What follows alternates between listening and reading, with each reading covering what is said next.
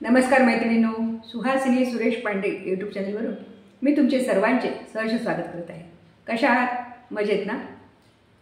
उद्या गणेश चतुर्थी। या गणेशाविषयी मी तुम्हाला एक माझी छोटीशी कथा सांगणार आहे, ऐकूया।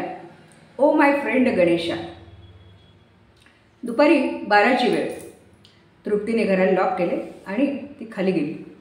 नुकतीच रमाची बस आलेली होती। तिने रमाला बसवून उतरवून घेतले आणि काखेत घेऊन ती वर आली। वर आल्यावर तिचे दप्तर वगैरे जागेवर ठेवून तिने कपडे बदलले आणि मग गरम वरण भात तूप कालवून बाहेर घेऊन आली। ती रमा तर एके जागी बसून जेवण करतच नाही, तिला माहीत होते। मग तिने लॅपटॉपमध्ये ओ माय फ्रेंड गणेशा हा पिक्चर आशिषने भरला होता 2-3 दिवसापूर्वी। तर तो तिला खूप आवडायचा। तो तिने लावला, लॅपटॉप समोर ठेवला आणि त्या एक एक घास रमाला जेवायला घालायला लागली। रमाही तो पिक्चर बघताना अगदी तल्लीन झाली होती। बघ ना मम्मा, तो गणेशा किती छान दिसतोय, बघ ना मम्मा। तिला खूप आनंद झाला। तो पिक्चर बघत बघत ती जेवत होती बरं का। मग तृप्तीने तिचे जेवण कसे कसे आटोपले, तिचे तोंडबिंड पुसून तिला सांगितले, हे बघ रमा, तू छान हे पिक्चर बघत बसा, मी आत्ता हातपाय धुवून येते कपडे बदलून हां। आणि मग तिने रमाला तिथे बसवले आणि फ्रेश होण्यासाठी बाथरूममध्ये गेली। हातपाय धुवून फ्रेश होऊन ती बाहेर येणार म्हणून तिने दाराची खिट्टी काढली। बघते तो काय, दार लॉक झालेलं। अरे देवा, रमाने बाहेरून खिट्टी लावली की काय? ती परेशान झाली।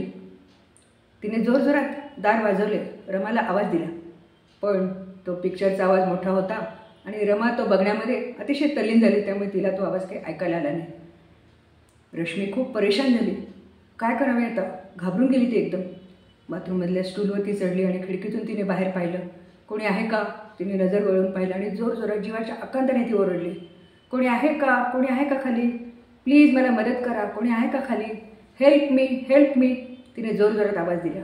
इतक्यात तिला पायऱ्यावरून कोणीतरी चालल्याचा आवाज आला। तर त्याने विचारलं, तो पळतच, एक माणूस होता, तो पळतच वर आला। तर तो बिल्डिंगचा वॉचमॅनच होता। त्याने विचारलं, काय झालं मॅडम? मग तृप्तीने सगळं त्याला घाबरत सांगितलं की माझी बाळ घरात एकटंच आहे, रमा ती घरात एकटीच आहे आणि दार लागले बाथरूमचं, कसंही करा तुम्ही आणि दार उघडून आत या, समोर दार उघडून। तर तो वॉचमॅन, घाबरू नका मॅडम, मी येतो आत्ता असं म्हणून धीर दिला त्याने आणि तो खाली गेला। त्याने 2-4 माणसं गोळा केली। नंतर रमाच्या बाबांना आशिषला फोन केला। आशिष 5-10 मिनिटातच धावतच आला घरी बरं का। त्याने जोरजोरात दार वाजवले बाहेरून, पण रमाला काही ऐकू गेलं नाही। आशिषने बेल वाजवली 2-3दा, बेल जोरजोरात वाजत होती पण रमाचं कशाकडे लक्ष नव्हतं। मग आशिषने जोरजोरात आवाज दिला, रमा बेटा, तुझा बाबा आलाय, दार उघड। 2दा-3दा आवाज दिल्यावर मग त्या रमाचा चालल्याचा आवाज आला आणि रमाने दाराची खिट्टी काढली आणि काढल्याबरोबर ती आशिषच्या गळ्यात पडली। ओ बाबा, मम्मा कुठे गेली असं म्हणून ती रडायला लागली।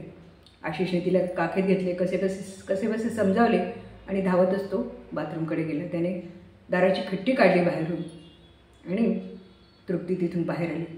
तिने पटकन रमाला जवळ घेतले आणि तिचे डोळे डबडबून आले। तिला खूपच रडू आलं। रमाला घेऊन तिचे पापे घेत ती रडायला लागली। अगं मम्मा, कुठे गेली तीस तू? बघ ना, बाबा आवाज देत होता, मला दार उघडताच आलं नाही, पण मला आपल्या फ्रेंड गणेश आहे ना, त्यांनी मला शक्ती दिली। मग मी उठले आणि मग दार उघडलं की जोरात दार उघडलं की लगेच मला दार उघडता आलं। बघ, खरंच मला त्या फ्रेंड गणेशाने शक्ती दिली। हो रे राजा, तृप्ती म्हणाली, खरं आहे तुझं, या फ्रेंड गणेशाने तुला शक्ती दिली म्हणून तू दार उघडलंस आणि मला या मोठ्या प्रसंगातून वाचवलंस। हे गणेशा, खरोखर तुझं किती मी आभार मानू। असे म्हणून तिने परत रमाला जवळ घेतले आणि चल राजा, आपण बाप्पाला जय करू असं म्हणून रमाला घेऊन देवघरात गेली आणि तिने गणेशापुढे लोटांगण घातलं। मैत्रिणींनो, असे हे अनुभव हल्लीच्या जगात येतात बरं का। एकट्या एकट्या मुली राहतात, घरात कोणी नसतं आणि मग असे अवघड प्रसंग आल्यावर खरोखर मन एकदम घाबरून जातं। तर या गणेशानेच तिला या प्रसंगातून वाचवलं।